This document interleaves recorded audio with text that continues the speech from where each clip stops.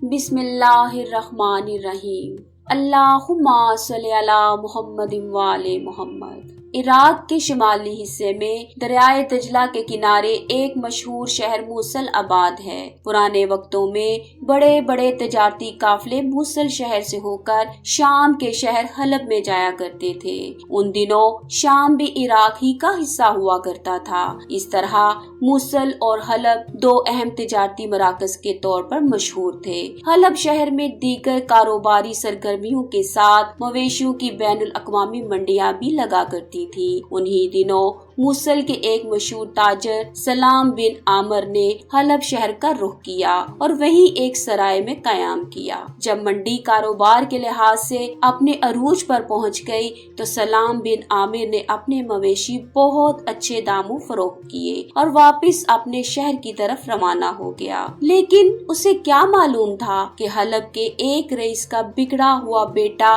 उसके ताकुब में है। ये नौजवान काफी देर से किसी मुनासिब मौके की तलाश में था ताकि उसे लूट कर अपने जुनून, वहशीपन और एहसास बर्दरी को इत्मीनान दिला सके। आखिरकार आज उसे ये मौका मिल ही गया। ताजिर जैसे ही आबादी से दूर निकलकर एक दरख्त के नीचे कुछ देर सस्ताने के लिए लेटा, नौजवान ने उस पर धावा बोल दिया। उसे जमीन पर गिराने के बाद दो धारी खंजर उसकी गर्दन पर रखा और मुतालबा किया कि तेरे पास जो कुछ भी है वो मेरे हवाले कर दे। बेचारे ताजर ने बहुत शोर मचाया, माहिए बेआब की तरह तड़पा, मदद के लिए आवाजें दी, मगर इस वीराने में उसकी मदद कौन करता। मायूस होकर ताजिर ने अपना सारा माल सीने पे चढ़े शौकीन लुटेरे के हवाले कर दिया और उसे इल्तिजा की कि अब वो उसे छोड़ दे। मगर नौजवान के दिमाग पर काबिज इब्लीस कुछ अलग ही ताने बाने बुनने में मसरूफ था। उसकी दरिंदगी की प्यास उस वक्त तक नहीं बुझ सकती थी जब तक कि वो ताजिर को ज़िबा न कर देता। ताजिर ने बतेरे हाथ जोड़े,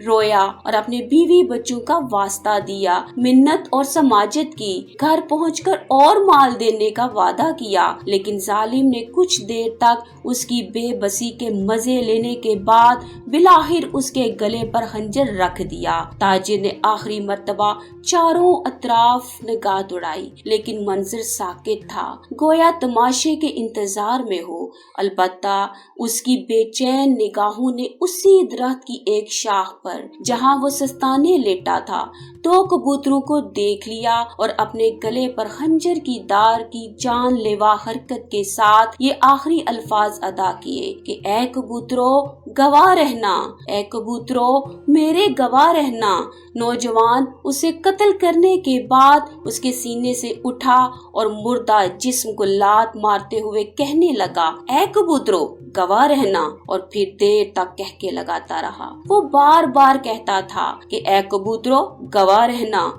और हंस हंस कर दोहरा हो जाता कि जैसे मरने वाले ने जाते जाते उसे कोई लतीफा सुना दिया हो। जब ताजिर के कत्ल की खबर उसके घर वालों और दोस्तों को मिली तो उन्होंने कातिल की गिरफ्तारी के लिए जमीन और आसमान एक कर दिए। हाकिम शहर को खत लिखे, काजी से नोटिस लेने की अपील की। कोतवाला ने मूसल और हलब से तहकीकात का दायरा वसी करने की दरख्वास्तें की, मगर सब बेसुध। वक्त गुजरता रहा और गुजरता ही चला गया। कई बरस बीत गए, हाकिम बदल गए, वाली गुजर गए, काजी मुल्क के अदम सुधार गए और दोस्त अहबाब भी सब्र करके बैठ गए। आहिस्ता आहिस्ता सब इस सानहे को भूल गए। अलबत्ता एक शख्स आज तक उस वारदात को नहीं भूला था और वो यकीनन वही कातिल था जिसने उस मजलूम ताजिर का लहू बहाया था। वो जब भी कबूतरों के किसी जोड़े को देखता उसे मकतूल के आखिरी अल्फाज याद आ जाते कि ऐ कबूतरों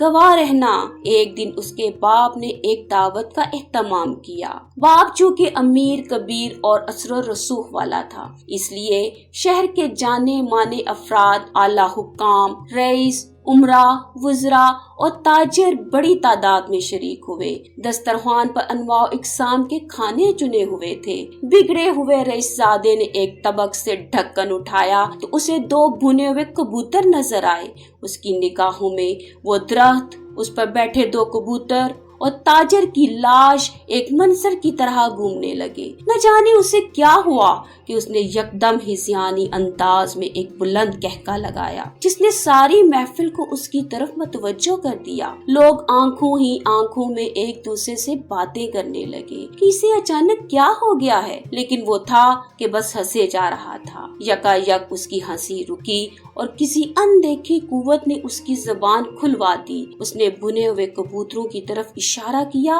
और बड़े फख्र से अपने हाथों किए गए एक बेबस के कत्ल का किस्सा सुनाने लगा। महफिल में मौजूद अफराद फटी आंखों और मुतअज्जिब समातों से उसके एतराफे जुर्म के गवाह बन गए। जैसे ही वो किस्सा सुनाकर रुका तो उसे एक झटका लगा, जैसे किसी ने उससे कहा हो कि बेवकूफ, ये तूने क्या कर डाला। जिस किस्से को लोग भूल चुके थे, फाइलें बंद हो गई थी, वाक़या दब गया था, तूने अपनी बक बक से सबको इस राज में शरीक कर लिया। मगर अब हो भी क्या सकता था। अल्फाज तो अदायगी से पहले इंसान के गुलाम होते हैं, अदा होने के बाद तो इंसान उनका गुलाम बन जाता है। चुनाचे कुछ ही देर में हलब में ये वाक़या जुबान ज़दे आम था। काज़ुल कज़्ज़ात को भी इस एतराफ की इत्तलाह मिल गई और उसने आज खुद नोटिस लेते हुए हाकिम को हुक्म दिया कि मजलूम ताजिर के कातिल को गिरफ्तार करके अदालत में पेश किया जाए। मुकदमा चला तो दावत में शरीक लोगों को गवाही के लिए बुलवाया गया। इनकार की जुर्रत किसी में न थी। हलब का हाकिम कहता था कि मैं गवाह हूँ। काजी ने कहा, मैंने भी गवाही दी। पुलिस का चीफ बोला, मैं भी गवाही देता हूँ। और सब लोगों ने कहा कि हम भी गवाह हैं। जिसके बाद उसे मौत का हुक्म सुना दिया गया। सजा से एक दिन पहले मुजरम से उसकी बीवी ने अलविदाई मुलाकात की और उससे पूछा, इतने बरसों से तुमने इस जुर्म को छुपा कर रखा, फिर आखिर ऐसा क्या हुआ कि तुमने खुद ही इस राज को सबके सामने मुनकशिफ कर दिया। उसने तासुफ से जवाब दिया, सबसे बड़े साहिबे इरादा ने मेरे इरादे को तोड़ दिया और मुझे सच कहने पर मजबूर कर दिया। अगले दिन सुबह सवेरे जब उसकी गर्दन काटने का वक्त आया तो वो जोर जोर से चिल्लाने लगा और कहने लगा कि ऐ लोगो, वो अल्फाज मेरे नहीं थे, उन कबूतरों के थे जो दावत के दिन तबक में मेरे सामने भुने पड़े थे। ये वही कबूतर थे जिन्होंने मुझे कत्ल करते देखा था और जिनको मकतूल ताजर ने अपना गवाह बनाया था।